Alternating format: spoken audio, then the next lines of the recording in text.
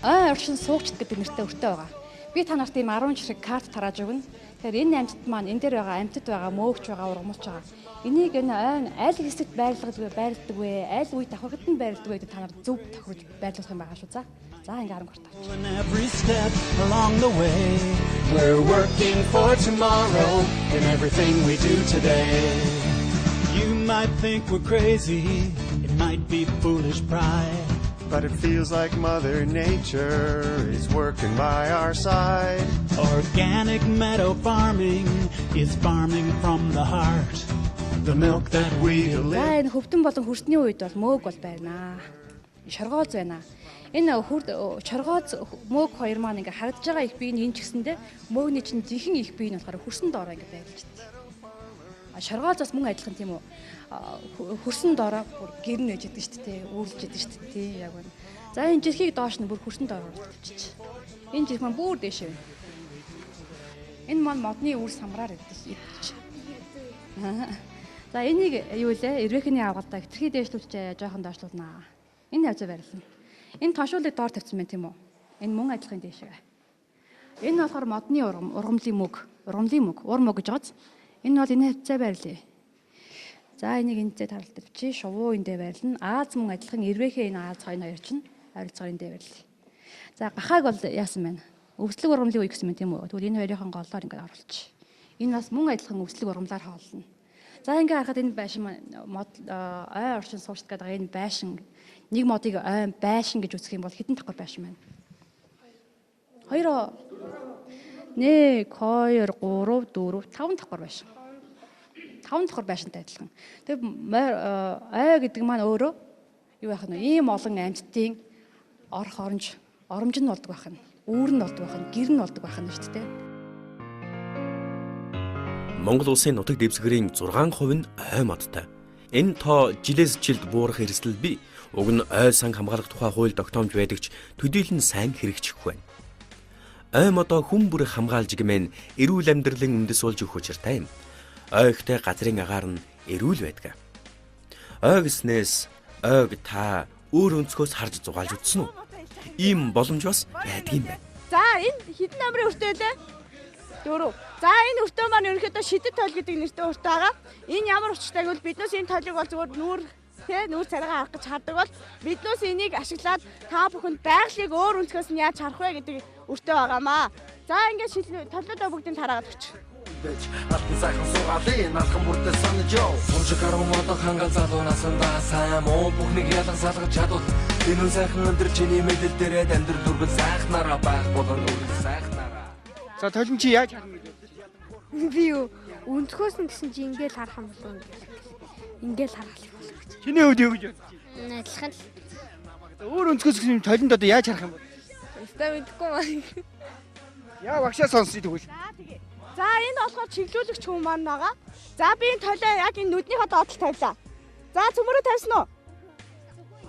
За зөвхөн нүднийхээ. Юу харагдаж байна? Эврийгүй наа. Тэнгэр ямар байдлаар харагдаж байна? Мэдгүй. Яа хүүхдүүд яг энэ дээр бол зарим нэг нь уулга алдж гин, зарим нь бас зочиж гин, гайхаж гин. Үнэхээр яг харахгүй байгаль ертөнцийг өөрөө өнцгөөс харах нэг шидэт тойл нь бол энэ муу юм гэдэгт итгэлтэй байна. Модны доогуур харахад юу харагдаж байна? Яг миний уурт байгаа шиг л байна. Мод дээр ч байна. Аха. Чиний хувьд юу харагдаж байна? Тэнгэр. Тэнгэрийн ямар байлаа? Доор байгаа. Доор байгаа. Тийм. Тий. We're working for tomorrow in everything we do today. За миний хувьд модны мөчир доогуур явж байгаа юм шиг байна. Тэгвэл бол яг толинд юу харагдж байна гэхээр би бол тэнгэр дээр модны дээгүүр дүүлэн нисэж байгаа юм шиг ийм сэтгэл төрж байна. Тэгэхээр үзэгчтэй бас болгоомжтойгоор та бүхэн яг ийм шидэт тойлыг ашиглаад үзээрэй гэж хэлмээр байна.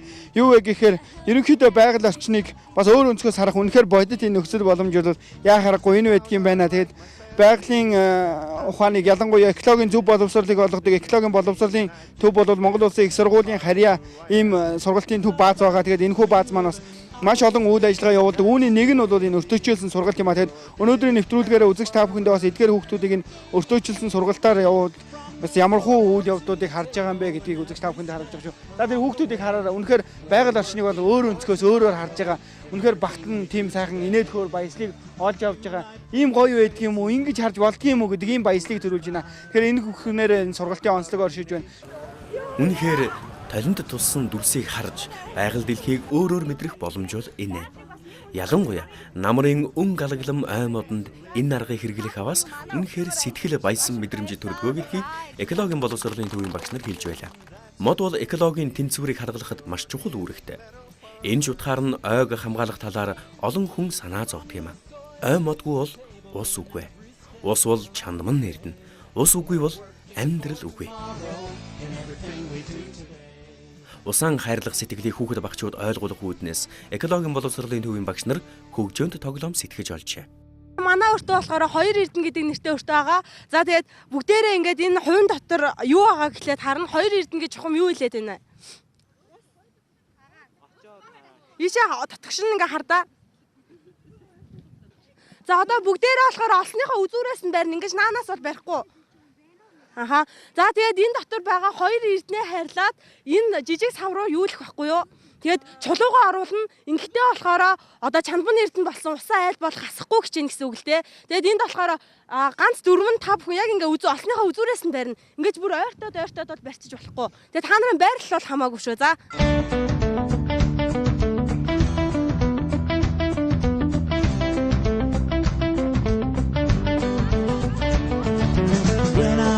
A young man, I bought my daddy's farm.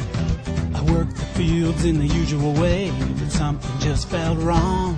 So I got into organic, taking good care of the land. And now I work the farm responsibly, giving nature a helping hand. It's all about clean living, always giving, that's the way to be. We're organic meadow farmers, an organic family. From the soil to the table in every step.